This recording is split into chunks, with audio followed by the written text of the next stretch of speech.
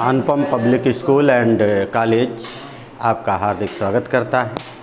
पिछले अध्याय में आपने रस के विषय में आपने पढ़ा, रस कितने प्रकार के।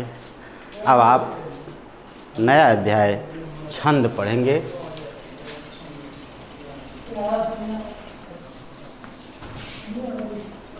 छंद के की उत्पत्ति के बारे में आप पढ़ेंगे। छंद की उत्पत्ति कहाँ से हुई?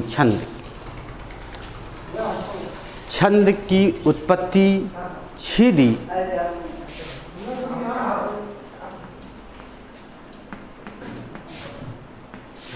छिदि धातु से हुई है, जिसका अर्थ होता है को छुपाकर रचना करता है, से छंद कहते हैं। हिंदी साहित्य कोश के अनुसार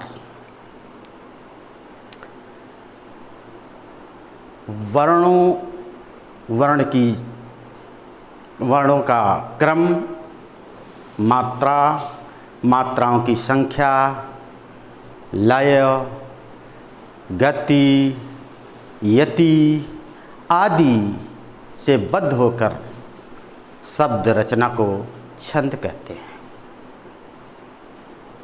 जो काव्य के प्रवाह को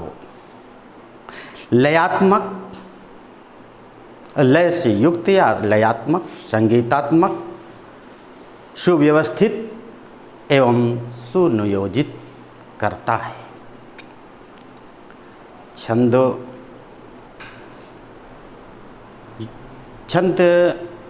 आपके स्मरणीय काव्य को स्मरणीय बना देता है। छंद के प्रयोग करने से भाव अधिक प्रभावशाली, अधिक हृदयग्राही एवं स्थिर हो जाता है। छंद के प्रत्येक चरण में वर्णों का क्रम, मात्राओं की संख्या निश्चित होती है। छंद के आवश्यक अंग या तत्व अब आप पहले समझें। मात्रा,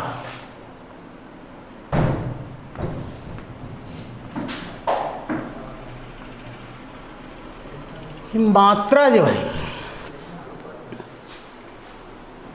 मात्रा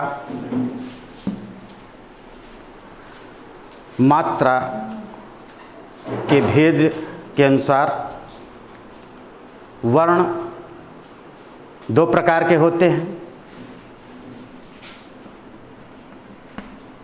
ह्रस्व एवं दीर्घ।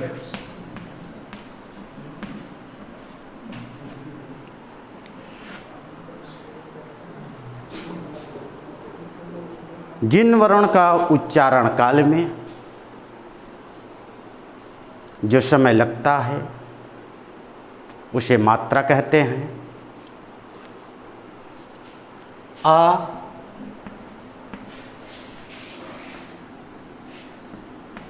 ई, उ, री,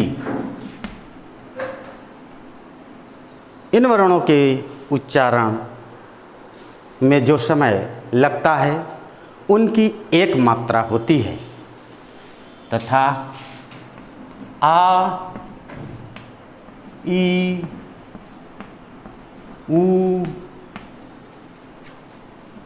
ए, आए, ओ, आओ एवं इनके संयुक्त व्यंजनों के उच्चारण में जो समय लगता है उनकी दो मात्राएं होती हैं। मात्रा को व्यंजन जो है, व्यंजन स्वतः उच्चारित नहीं होते हैं, इसलिए वर्णों का उच्चारण स्वरों के आधार पर निर्धारित किया जाता है।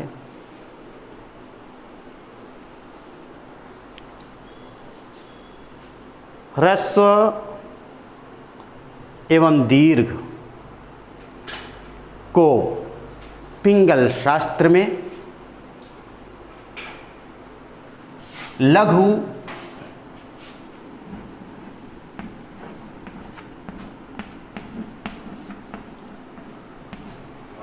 एवं गुरु होते हैं।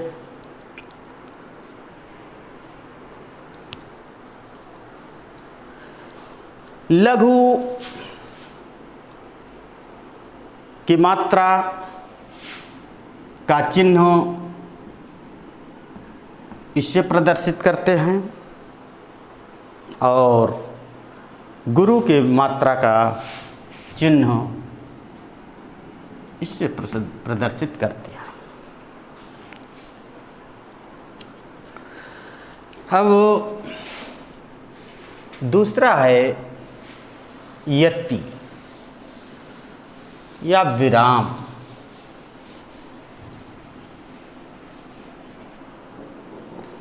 यति या विराम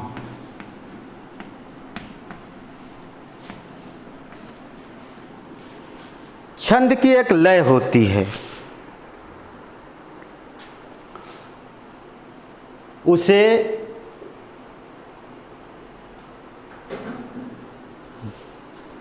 गति या प्रवाह कहते हैं। लय का ज्ञान अभ्यास पर निर्भर होती है। छंदों में विराम के नियम का पालन किए जाते हैं। छंद के प्रत्येक चरण में उच्चारण करते समय जो विराम होता है उसी को यत कहते हैं।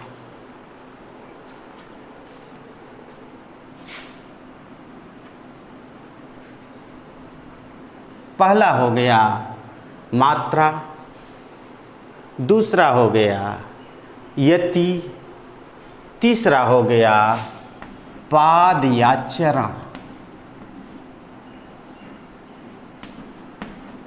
पाद या चरण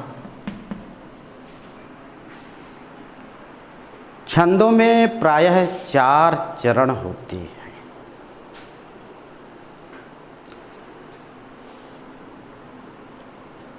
चार चरण होते हैं या 4 पंक्तियां होती हैं। उसी प्रत्येक पंक्ति को पाद कहते हैं, उसी पाद को चरण कहते हैं। छंद में पहला और तीसरा विषम, पहला और तीसरा चरण विषम और दूसरा तथा चौथा चरण सम माना जाता है। अब आप आइए लघु गुरु कहाँ लगते हैं, लघु गुरु छंदों में कहाँ लगते हैं उसके नियम। लघु गुरु के नियम।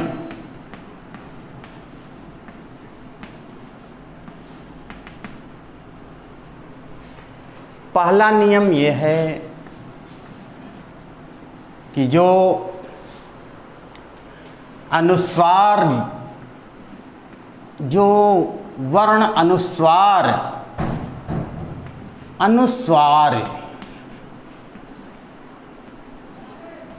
युक्त वर्ण होते हैं वे गुरु होते हैं। उदाहरण के लिए हंस एवं संत। इसमें हंस, हन और संग, ये दोनों गुरु माने जाएंगे। दूसरा,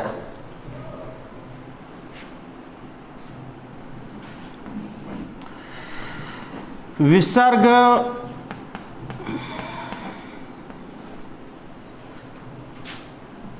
युक्त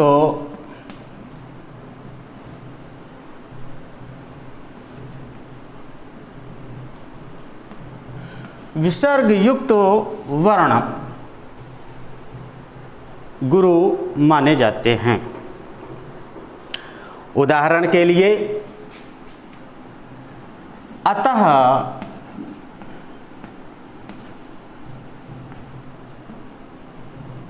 में,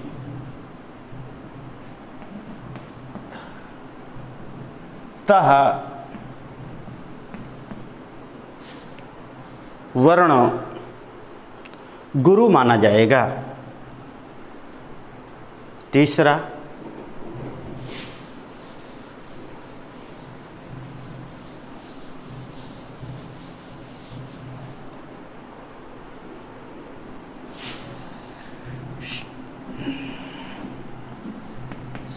संयुक्ताक्षर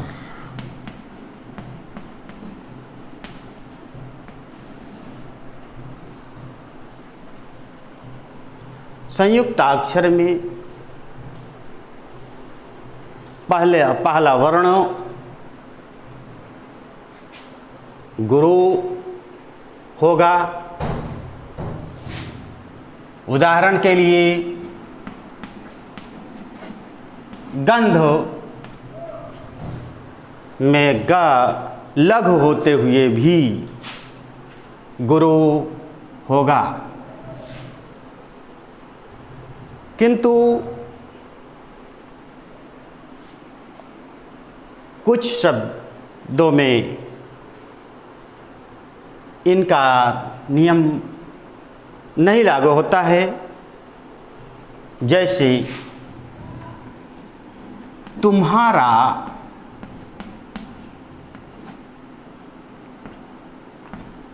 तुम्हारा या तुम्हारे, तू, ये गुरु नहीं होगा, क्योंकि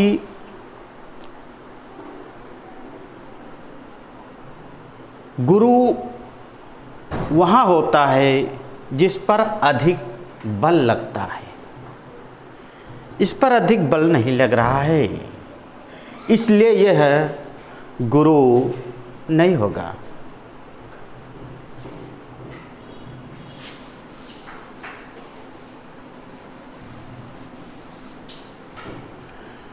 चौथा, चंद्रबिंदु।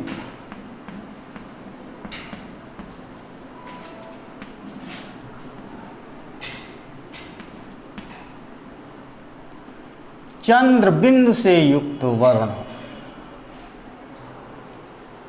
गुरु नहीं होते, लघु होते हैं। उदाहरण के लिए हंसना,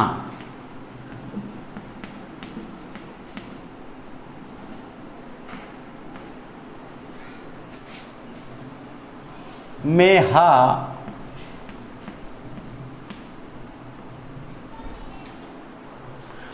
लघु माना जाएगा।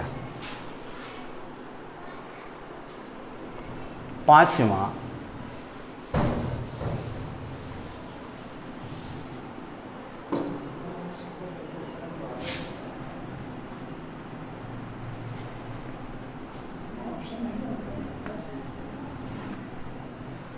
पांचवा कुछ आवश्यकता अनुसार ऐसे वर्ण होते हैं जो दीर्घ होते हैं किंतु उन्हें लघु माना जाता है। जैसे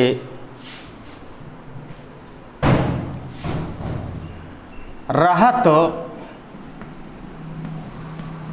जो वन सुर नर मुनि सुर नर मुनि मन भावन, इसमें जो दीर्घ होते हुए भी लघु माना जाएगा। इसी प्रकार से एक उदाहरण और है, अवधेश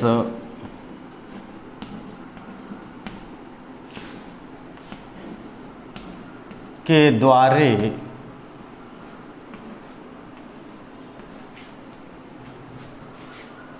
सकारे गई।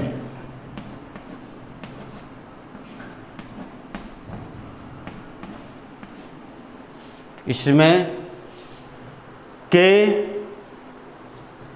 दीर्घ ना होकर के लघु ही माना जाएगा, क्योंकि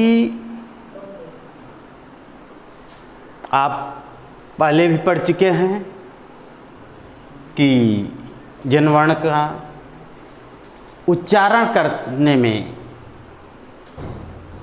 जितना समय लगता है उसी प्रकार से स्वरों के आधार पर ही मात्राओं का निर्धारण किया जाता है, इसलिए ये लघु माने जाएंगे।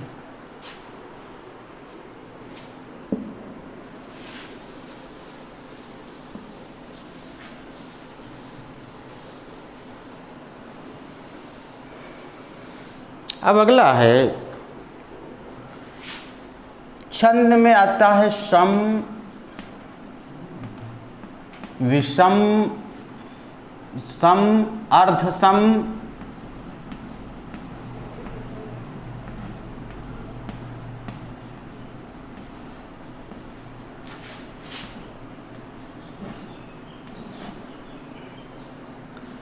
विषम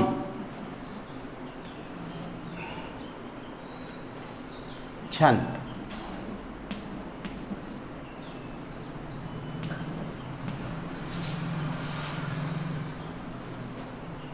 अब एक एक करके आप समझें कि सम किसे कहते हैं। हम कैसे पहचान करेंगे कि यह छंद सम है या अर्ध सम है या विषम है। जिन छंद के चारों चरण की मात्राएं एवं वर्णों का क्रम एक से हो, माने एक समान हो, वे समछंद कहलाते हैं। जैसे चौपाई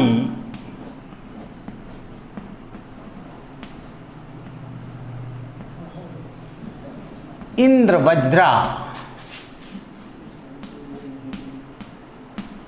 आदि।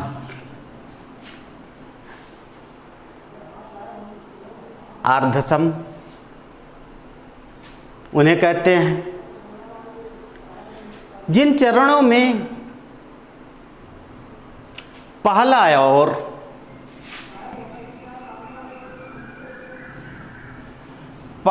और तीसरा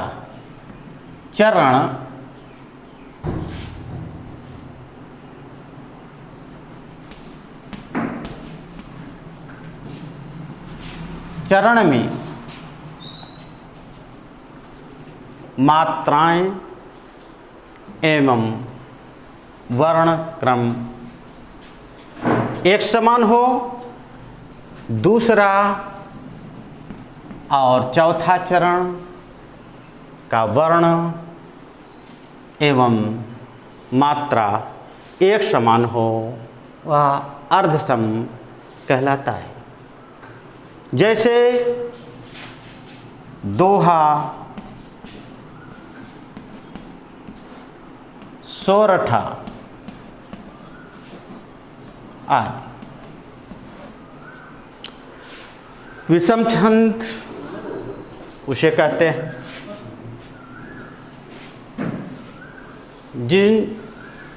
जिसमें 4 से अधिक चरण हो और किसी भी चरण में कोई समानता न हो, उसे विषम छंद कहते हैं। जैसे छप्पय,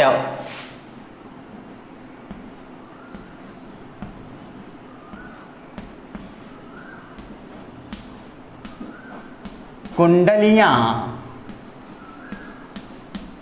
आदि, ये विषम छंद हैं।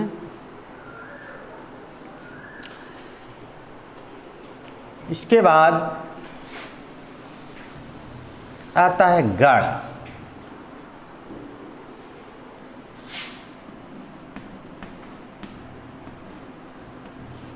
अब गण किसे कहते हैं?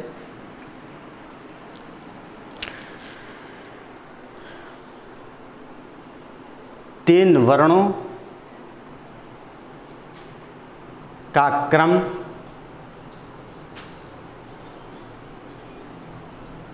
एवं मात्रा के योग को गण कहते हैं। गण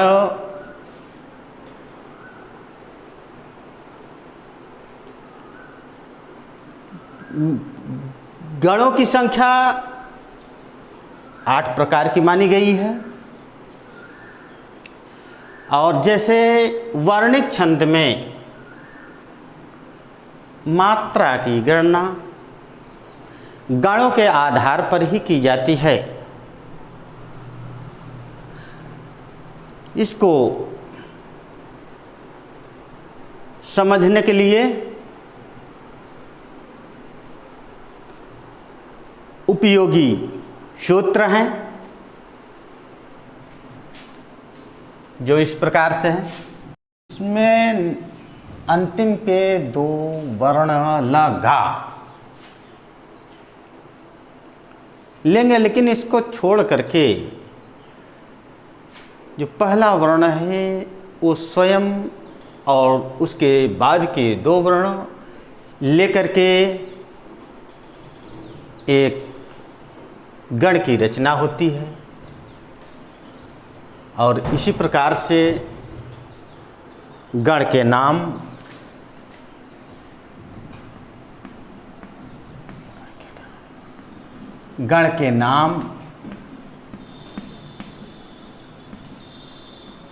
संकेत,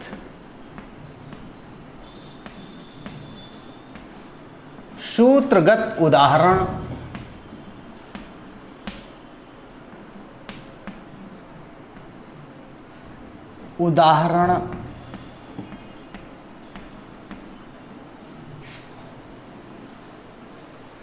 सार्थक उदाहरण।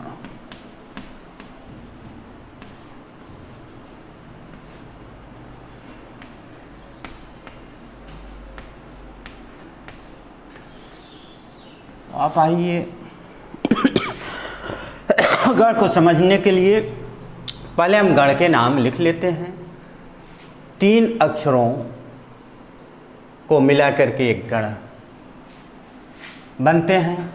जैसे पहला अक्षर या है, मा और ता मिल करके तीनों वर्ण मिलकर के यगड़ हुआ, मगड़ हुआ,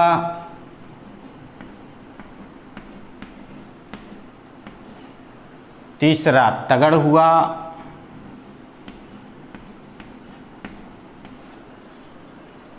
चौथा रगड़ हुआ,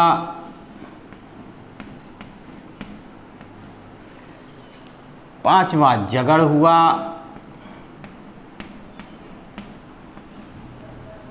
छठा भगड़ हुआ,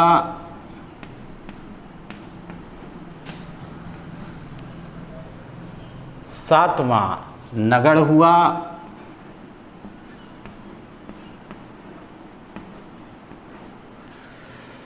आठवां सगड़,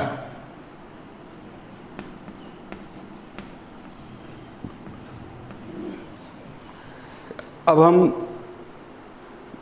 चिन्ह को अंकित करने के लिए लघु गुरु को अंकित करने के लिए सूत्रगत उदाहरण पहले इसे लिखते हैं। या माता, या माता, या लघु माँ गुरु ता गुरु, इसलिए हम संकेत में चिन्ह के रूप में इस प्रकार से लिखेंगे। सार्थक उदाहरण में आप जो भी लिखना चाहें, कोई भी सार्थक शब्द में आप लिख सकते हैं, जैसे यशोदा।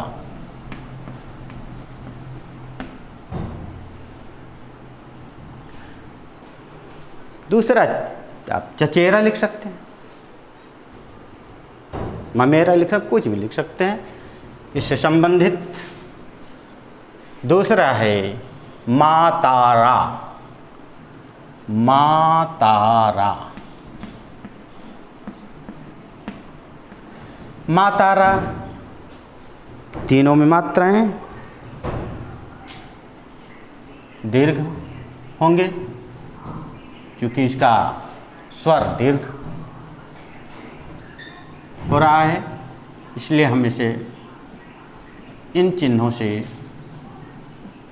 प्रदर्शित करते हैं। आप इसको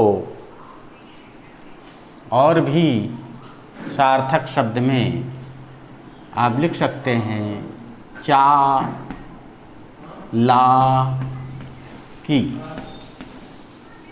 चालाकी। फिर उसके बाद ताराज, ताराज, ताराज में पहला दीर्घ, दूसरा भी दीर्घ, तीसरा लघु। इसको आप सार्थक में चालाक लिख दीजिए, हो गया।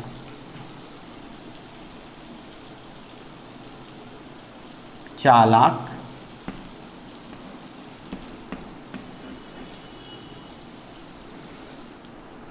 या मजाक, मजाक नहीं होगा, चालाक सही। अब रगड़, राजा, राजभा, राजभा, दीर्घ, लघु, दीर्घ। सार्थक उदाहरण में लिख सकते हैं आप,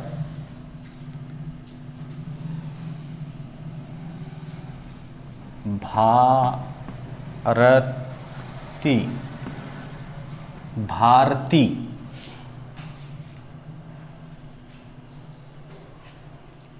जगड़ में जभान, जभान, इसमें लघु, दीर्घ, लघु, इसमें आप लिख सकते हैं जहाज,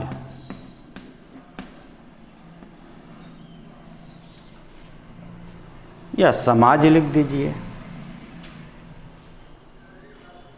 भगड़, भानसा, भानसा।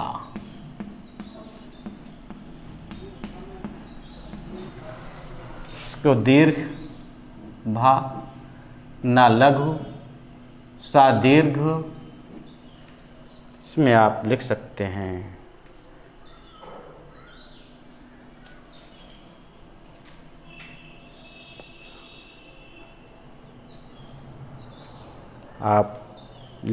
हैं जैसे कोयला,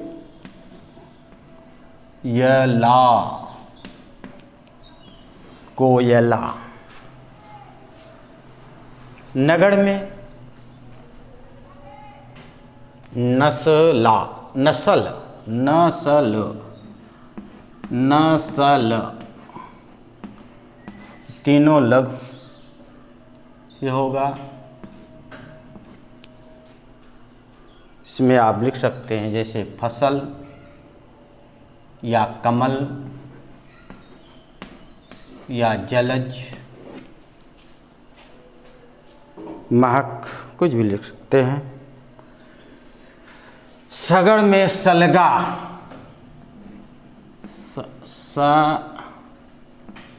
सलगा। सलगा में पहला लघु, दूसरा लघु, तीसरा गुरु। अब आप इसको सार्थक उदाहरण में कुछ भी लिख सकते हैं, जैसे